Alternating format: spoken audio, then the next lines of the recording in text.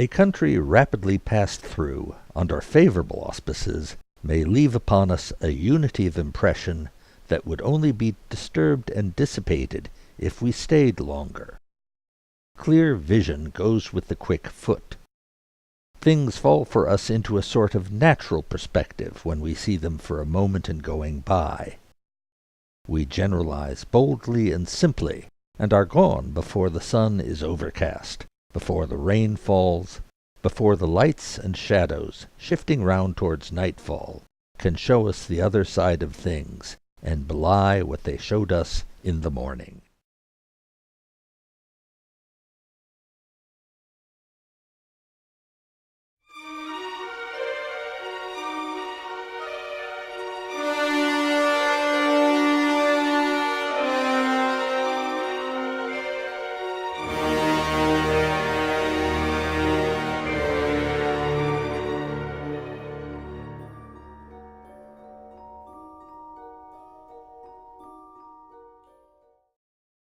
One of the gifts language gives us is the ability to tell stories, to describe situations and events with such vividness that they seem as real as if we were actually experiencing them.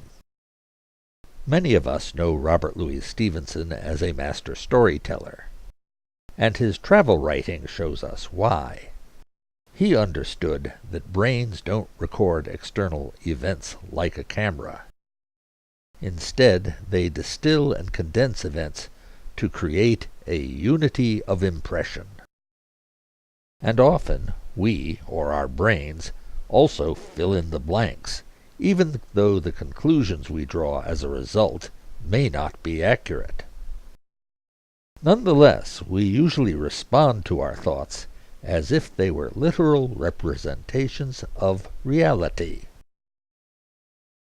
Well, what does this have to do with using values to motivate us, to make changes in our lives, and to improve our health?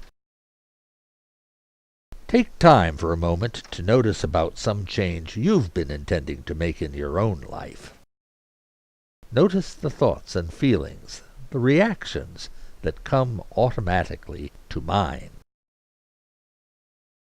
Was your brain's response one of total enthusiasm? Or did obstacles or objections suddenly pop up?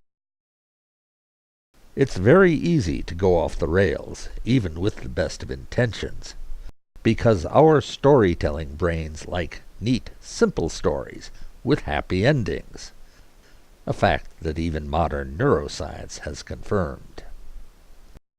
In particular, brains don't like the idea that choosing one thing means that other choices become unavailable.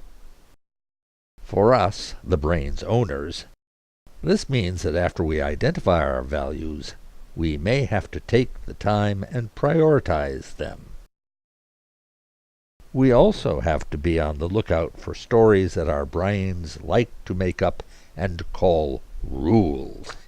Creations that come from inside our heads, but that we treat the same as we do external reality. These can cause problems if they're stories about ourselves and take the form, "In this world, people like you can't or shouldn't or don't get to do the things like whatever it is you had in mind."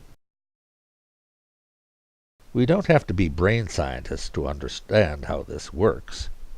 We can just listen to Mr. Stevenson.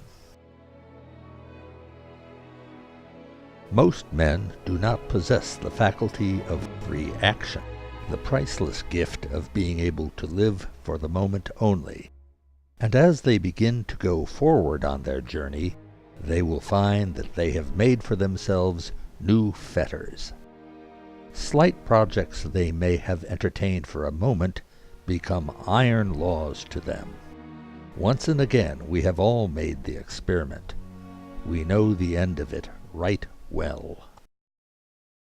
But as we'll see in the coming videos, there are simple steps we can take to develop a sense of separation and choice. We can read stories for what they are, and we can decide that what we do in the world is more up to us, and less up to what our brain's storyteller might be telling us.